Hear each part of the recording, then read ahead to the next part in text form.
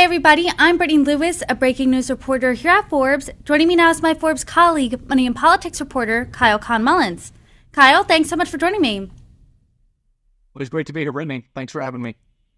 If you have listened to Donald Trump really at any time over the past decades, you would know that he is pro-tariffs, so this tariff whiplash really comes as no surprise. He promised them on the campaign trail. He's been saying for decades now that the United States has been getting ripped off. He was even pro-tariff as early as the 80s. He unveiled his largest tariff plan to date on Liberation Day, which was April 2nd, where he introduced sweeping reciprocal tariffs on dozens of nations. We also know that the Trump Organization has been making deals abroad for years. So before we dive into some of the specific countries that were impacted, give us the 30,000-foot view here. How are tariffs going to impact his businesses abroad? Absolutely. Tariff impacts on Trump's businesses abroad, they're not going to come from the tariffs directly. Trump's hotels, the Trump-branded hotels in Philippines or Indonesia or Dubai or the United Kingdom, they don't export a bunch of things to the United States. So the businesses are not going to be impacted dramatically by higher tariffs, right? How they will be impacted is if an upending of the global trading order, which seems to be what Trump and his advisors are aiming for, ends up upending the global economy. And if the global economy takes a hit because of this, tourism is one of the most vulnerable industries. It's seen as a very discretionary kind of spending by most people. So people are going to be, the business that is overly exposed to the tourism industry, like the Trump organization, is going to be hit pretty directly by that. The Forbes Money and Politics team has been reporting really for years that President Trump was so polarizing, even in his first term, that was bad for his business. Before the tariffs, how have his international properties been doing? Are they all turning a profit? Are some of them in the red? What does that really look like? So let's break this into two buckets, because you've got properties that he actually owns, and then you've got licensing deals, and those are a whole separate category. For the properties he actually owns, you've got a golf course in Ireland, 2 golf courses in Scotland, and a mansion that he rents out in French St. Martin. Most of those appear to be doing well. You've got one of the Scottish courses and the Irish course are profitable. You got one of the Scottish courses that isn't profitable. And then the French St. Martin mansion, as far as we can tell, we don't know whether it's profitable or not, but it does seem to be renting well. He rents it for about $60,000 a week in the high season. That's certainly going to bring in a hefty chunk of change. And then let's talk about his licensing deals, right? Those are his basically situations where the Trump organization partners with an organization abroad that is building a hotel or an office tower or an apartment building of some kind, and says, you can use the Trump brand for this, and sometimes we'll manage the building for you. So you own it, we'll manage it. The vast majority of these are licensing deals. That's basically pure profit for the Trump organization. When they're basically saying you can use our name, and there's not that much cost associated with that. So we consider that almost pure profit. And then there are a couple management deals. It's hard to tell whether exactly those are profitable or not, but he has someone in Istanbul, for example. So overall, this has been a pretty reliable cash stream, and they've announced a number of deals just in the past year or so, including one in, I think it was Oman, that brought in $2.5 million for Trump. So you're looking at a pretty sizable amount of cash flowing into the Trump organization's coffers. As you said at the top of this conversation, travel is extremely discretionary. Your vacation is usually the first to get cut if the economy is in real turmoil. President Trump, as we know, is also making good on another campaign promise, tougher immigration policies. So how are his hotels worldwide taking a hit when it comes to his America First perspective, paired with this real crackdown on immigration? So I can't speak to Trump's hotels in particular, but I can say that there's certainly been speculation that if tough immigration policies in the United States are leading to bad headlines and a bad reputational hit for the United States and Trump around the world, that his properties might be disproportionately hit in that situation. We don't know. That's kind of speculation for now, but we'll see. We'll have more information as the year goes on and as these policies continue to take effect. But what I do know is the U.S. tourism industry has definitely shown signs of weakness. You're seeing fewer tourists and fewer students coming to the United States from abroad. Just one statistic that really stuck out to me, airline bookings from Canada are down 70% from last year. Now, obviously, Canada has been the focus of Trump's ire. He's talked about annexing Canada. He's talked about making them the 51st state. And that's provoked kind of a nationalist upsurge in Canada. And then just more broadly, industry groups in the United States are predicting a slump in tourism this year, especially internationally. So again, we'll see if that takes effect. But right now, these are mostly projections. When President Trump unveiled his sweeping tariff plan, global markets lost trillions. President Trump himself lost $500 million from his fortune. Is there any indication that because of his tariff plan, he's poised to lose any more money? So that's going to come down to that broader economy question. If all of this trade uncertainty plunges us into a recession, because businesses are feeling like we can't invest if we don't know what the tariff rates are going to be and what the international market's going to look like. If that all leads to an economic downturn, I would expect to see his net worth drop. His properties, his social media company, his digital assets, we'd expect to see all of them lose at least some value. But this is all to be seen. We will check back into his net worth in a couple of months at the Forbes 400, and at that point, we'll have a good sense of where he's at. You're reporting on how President Trump's tariff policies could impact 13 countries where he struck deals. As of now, how are those leaders of those countries reacting to the tariffs? Are they retaliating? Are they remaining silent? Or are they trying to negotiate? I mean, what does that look like?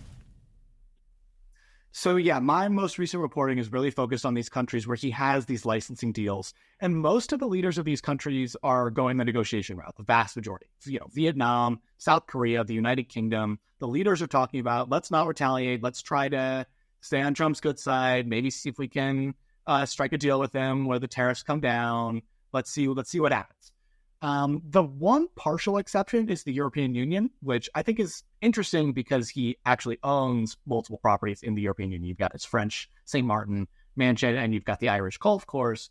And the European Union was preparing retaliatory measures. But they held off when Trump announced this 90-day pause on his so-called reciprocal tariffs. And we saw that 10% base tariff that's worldwide. We'll see if that holds. But the European Union was prepping retaliatory measures, and they held off.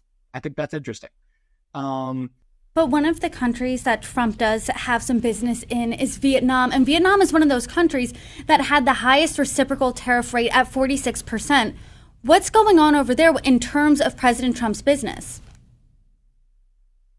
So Trump has a golf, hotel, and residential deal. He claims it's worth about $1.5 billion overall.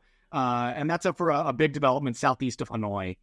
It was only announced in October, and I could see development being delayed there if Vietnam ends up hard hit by all of these tariffs. We'll see whether they're trying to negotiate, so we'll see whether or not they end up with a better deal, and maybe their economy doesn't do so, just do so poorly. But Vietnam's economy is really dependent on exporting to the United States. They've been seen as one of the biggest alternatives to China. So when tensions with China have been ramping up for like 8 years now, at least since Trump got elected the first time. And so a lot of companies, Apple is a good example, Nintendo is another example, have been moving their manufacturing from China to Vietnam. And then, of course, they're seeing Vietnam slap these high tariffs. So we'll see whether or not Vietnam's able to avoid the worst of these economic impacts. But if they end up getting really hard hit, I could see the development timeline on that Trump project getting extended even further. One of President Trump's most vocal allies, even in his first term, is India's Prime Minister Modi. India was slapped with a reciprocal tariff that was more than double that baseline 10% tariff. Talk to us about President Trump's projects there, and how has India's Prime Minister responded?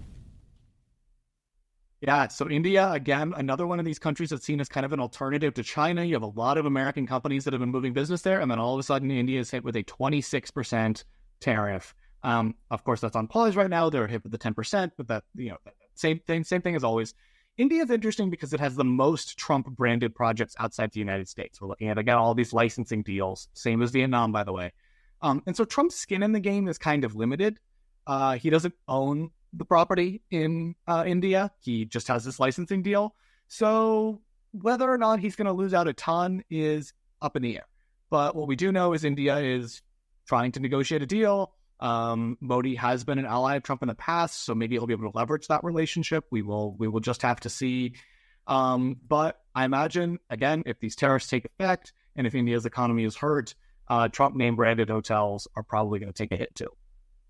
What about those countries that were just hit with the baseline 10% tariff? We know that that is still into effect. That hasn't been paused. Does anything stick out to you about the Trump businesses there or how those countries have chosen to navigate the tariffs?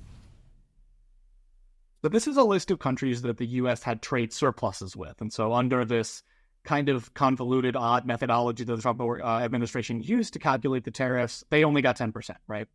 And this list is interesting. Of the ones that Trump has deals in, you've got multiple Middle Eastern countries, Oman, Saudi Arabia, the United Arab Emirates. You also got the United Kingdom. You got Trump's only Latin American property left in Uruguay. There are a couple of broad things you can say about these. I think the most interesting case is the Gulf states. So they're going to be, again, we're assuming potentially that there's an economic downturn. If there's an economic downturn, the Gulf states could be hit by that. And then they could also be hit hard specifically by the fact that oil prices tend to slump dramatically in an economic downturn. And a lot of these countries are still very dependent on oil and natural gas exports. One thing I'll be watching for when it comes to the Gulf states, the Trump organization announced 2 projects in Saudi Arabia last year and early this year. And one of them was in Jeddah, the big port in Saudi Arabia. And they've got sketched out plans for that. There's already a mock-up of the tower and all that kind of stuff. So that's in development. But they didn't really announce any details about a supposedly planned tower in Riyadh. All we got was a statement from, I think it was Eric Trump, who said that I can tell you there will be a tower. And so what I'll be watching is if they don't end up announcing any more details about that planned potential tower in Riyadh, the capital, that'll be a sign that maybe these development deals are running into some snags with the slowing economy and maybe their timelines are getting extended out a little bit. You're saying that a lot of things are up in the air if there is an economic downturn. And even with this tariff pause as of now, economists have not put a recession off the table. They still have recession fears. They're not as elevated, but they're still high up there. And the tariff rate as we have it now, with this pause still, is higher than tariffs were before the Great Depression. So is there anything you're specifically looking out for between now and when the tariff pause expires in 90 days? Anything I'm looking for is if we actually get some deals announced between the United States and these other countries. China might be a whole separate issue. That's obviously very important, but let's put them aside for a minute. If the United States is able to come to an agreement with Vietnam to keep those tariffs down, India to keep those tariffs down, South Korea to keep those tariffs down, I think those are the things I'm going to be watching. I'm old enough to remember the 30-day pause on tariffs on Canada and Mexico that were announced early in this administration. And what happened? Lo and behold, 30 days went by, and then the tariffs went into effect. So there was no deal really between Mexico and the United States or between Canada and the United States. So again, that's what I'm going to be watching for. Is Trump actually able to make these deals? Are these other countries actually able to make these deals? Or are we looking at a much, much higher tariff baseline for the economy going forward for the next 4 years? There's certainly a lot of uncertainty, and that's certainly a lot of deals to be made between dozens of nations in 90 days. Now we are even less than 90 days, so certainly a lot to look out for between now and then. Kyle Khan-Mullins, I'm sure you will be reporting on it all. Thank you so much for joining me. Thank you, Brittany. Always great to be here.